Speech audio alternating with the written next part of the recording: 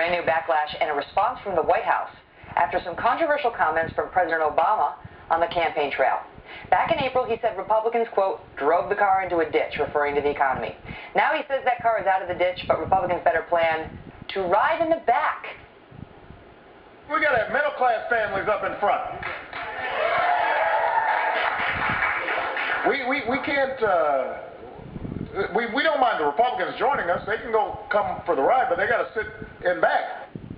Well, Monica Crowley is a radio talk show host and a Fox News contributor, and she's my guest now. So there the president is making that comment, all sorts of backlash. This guy, Tommy Christopher of Mediaite, asked Gibbs about it yesterday. It's just sort of saying, do you want to explain that? And he's open about the fact that first he invites me to go to some rally, so no, but thanks. And second, he says, this is about the president doubling down on his driving the car into the ditch analogy, and we're not going to let the Republicans steer, essentially. The middle class is going to be in the front this time. So is it much ado about nothing? Well, I think after the civil rights movement of the 1960s, riding in the back certainly does have some civil rights, some racial overtones to it, and you can't tell me that the President of the United States was not aware of that when he said it. Imagine, if you will, Megan, a Republican president making that kind of flippant comment in the heat of an election season. That Republican president would be facing all kinds of mass protest rallies being led by Jesse Jackson and Al Sharpton. They'd be screaming bloody murder. There might even be a movement to impeach at this point. But this man gets away with it. I found his comment there appalling. I found his refusal to sort of address it in a straightforward way also appalling. The thing about it that jumped out at me was we have been talking recently, and he just recently made some comment to the effect of, let's tone down the rhetoric and let's all be in the same tent. And we've been talking on this show about he had made a promise when he was running that his party and he were not going to run like this in political campaigns. They weren't going to demonize their opponents. That's a comment he just made recently again. And then you hear him not only say that, but say this on an interview radio with Univision. Listen. One of the things you learn, April, in politics is you don't worry about people saying stuff about you, as long as you know that you are focused on... Wrong soundbite. It happens. Stand by. This is the one with Univision. And if Latinos sit out the election, instead of saying we're going to punish our enemies and we're going to reward our friends who stand with us on issues that are important to us, if they don't see that kind of upsurge in voting in this election, then I think it's going to be harder. So our enemies, he's referring to Latinos needing to get to the ballot box to vote against our enemies, apparently meaning those who don't support Latinos? Those who disagree with Barack Obama's agenda.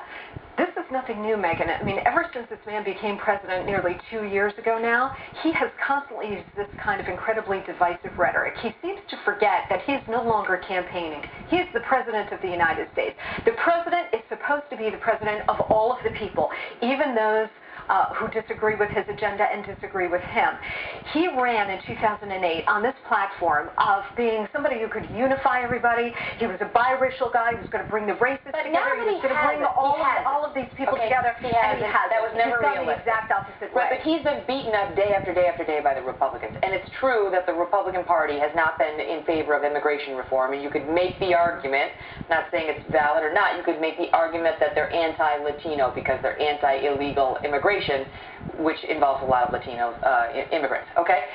So that seems to be where they're going with these comments. I mean, can you make the argument that how long is he supposed to sit and be a punching bag without throwing a punch back? Well, but what he's really doing here, Megan, is identity politics, straight up. He realizes he cannot appeal to the broad base that he appealed to in 2008 because his economic record is in shambles, 10% unemployment rate. He can't go out there with the hope and change message that worked last time around. So what he is stuck with is going after and targeting individual identity groups like Latinos, like minorities, like the kids. He's going on Comedy Central tonight with Jon Stewart. He's going after individual core constituency groups, trying to rally them in order to get them to the polls. That kind of language fires them up. Forgetting is that he is supposed to be above all of that as president. Well, at the end of the day, he's got to be the president of everybody. That's true, and presidents are the head of their parties. That's true, and they do engage in some partisan activity in midterm elections and presidential elections, but to engage in this kind of divisive rhetoric actually damages his brand. Now, I got to ask you one thing before we go. We played the wrong soundbite earlier, and this is the reason we played it. I want our viewers to hear this. This is the president being asked. You remember this Rhode Island Democrat, Frank Caprio, who said that the president could take his endorsement and shove it? Well, the president was asked about this in a separate radio interview, and this was his response to that. You can take the endorsement and shove it. One of the things you learn, April, in politics is you don't worry about people saying stuff about you, as long as you know that you are focused on what's right for people. What do you make? People never really see themselves, do they, Megan? This guy is so thin-skinned that you can actually see through his skin. That's how thin-skinned he is. He has been complaining since he entered office about the criticism. He doesn't understand it. He doesn't get it. Pushing back with comments about punishing our enemies and so on. So this is pure projection. This is Obama trying to protect himself from criticism that he is in fact thin-skinned, which I think even his detractors concede. Well, we'll see. We'll see whether Glenn Beck has anything to say about it tonight. I think he might beg to differ, but we'll find out. Monica, thank you. Thank you, Meg. Well, in fairness, since Mr. Gibbs invited me to attend an Obama rally, I should mention that Fox News Channel has been repeatedly reaching out to the president for several weeks, trying to get today from President Obama's comments that Republicans better get ready to, quote, ride in the back as his administration moves forward. Monica Crowley on the comment that got my name tossed around the White House briefing room.